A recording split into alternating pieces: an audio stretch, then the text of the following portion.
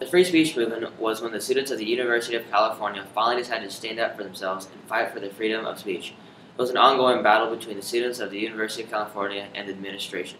The freedom of speech movement was a war between the UC Berkeley administration and many of the students that were at the university.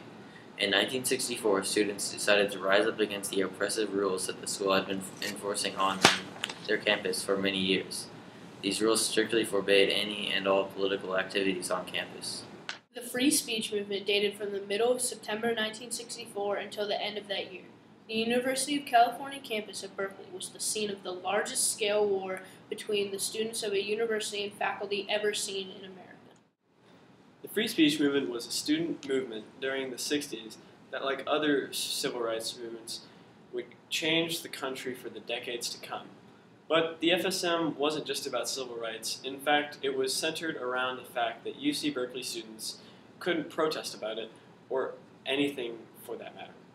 So the student body decided to do something about it, and what happened was one of the great college movements of all time, the free speech movement.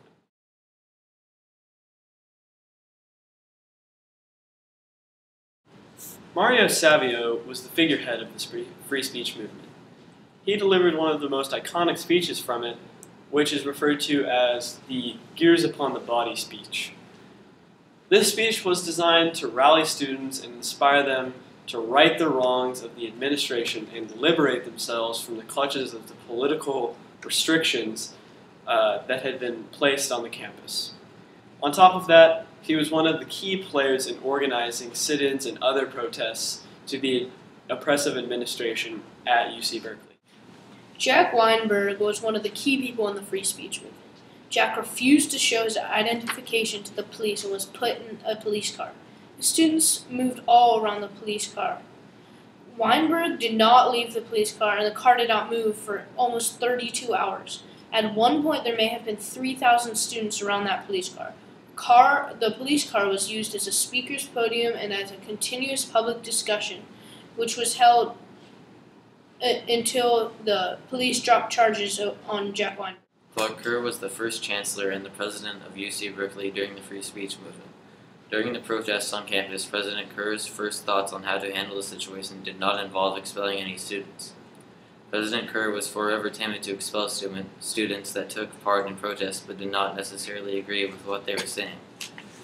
This led to being looked down upon by both the students and conservative UC Regent Edwin Pauley. Kerr's severe reluctance to expel and underlying sense of care for the student protesters ended in his firing. Kathleen Towle was Dean of Students at the University of California during the time of the free speech movement. She was the enemy of the FSM, the free speech movement. She also helped start the free speech movement. She wrote a letter to the student political groups at the University of California that they could no longer use the plaza at Bancroft and Telegraph for off-campus and political social action. 18 students asked the dean to reverse the ruling, but it was declined. This caused a huge uproar throughout the campus. The next day, the political groups set up their tables just as they had done before to define everything the dean had said.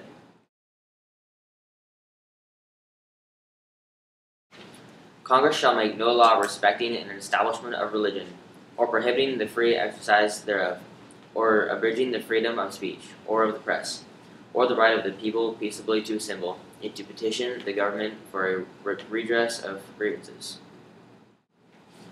The First Amendment to the Constitution states that no one may deny an American citizen the rights to freedom of religion, speech, assembly, and petition. The freedom of speech movement is directly connected to this amendment because UC Berkeley was completely and utterly taking away the students' right to assemble, petition, and make public speeches when it came to anything political. The free speech movement left a legacy that can be both physically seen and one that lives in the spirits of college students across the country today.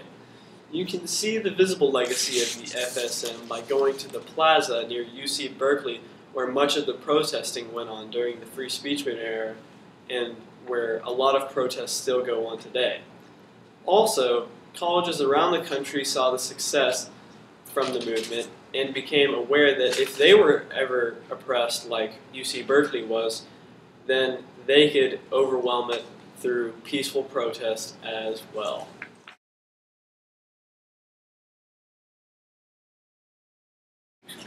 Mario Savio's place in American history is defined by the speech he gave as a college student in December 1964 on the steps of one of the University of California buildings at Berkeley during a pivotal time in the free speech movement. The speech, as well as the movement, was a protest against the university's clampdown on political speech-making and recruiting for civil rights activism on campus. There's a time when the operation of the machine becomes so odious, makes you so sick at heart that you can't take part. You can't even passively take part.